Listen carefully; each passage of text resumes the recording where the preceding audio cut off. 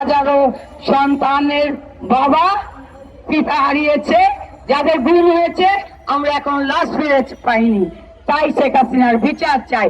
আমি যে কথা বলেছিলাম যে শেখ হাসিনা ভারতবর্ষে আমাদের দেশে ষড়যন্ত্র চালাচ্ছে, তখন আপনারাও হেসেছেন যে এই মহিলা কি বলে। আজকে 2 মাস পরে পাচ্ছেন ষড়যন্ত্রের গন্ধ। সেই মোদিবাবু এত বড় বড় কথা বলেন, সেই মোদিবাবু ব্যর্থ হয়েছেন কূটনীতিবিদদের নিরাপত্তা দিতে। যেই মোদিবাবু হিন্দুত্ববাদ নিয়ে বড় বড় কথা বলেন, সে ভারতের হিন্দুদের নিরাপত্তা দিচ্ছে না। আপনি দেখেন তথাগত রায়ের বক্তব্য শুনেন, মোদিবাবু শুভেন্দুরা কি করছে, তারা তাদের ভারতটাকেই লুটে ফুটে খাচ্ছে।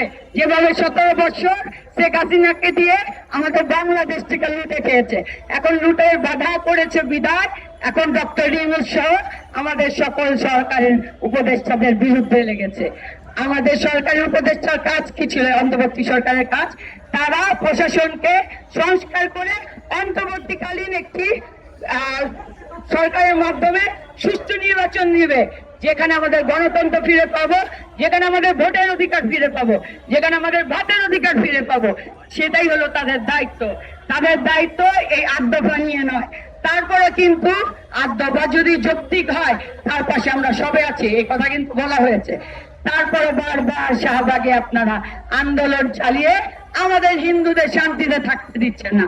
আমি এই কারণে বলছি, সংখ্যালঘু কথাটা আমি ঘৃণা করি। আমি বারবার আপনাদের বলেছি, আমি সংখ্যালঘু নই, আমি বাংলাদেশি।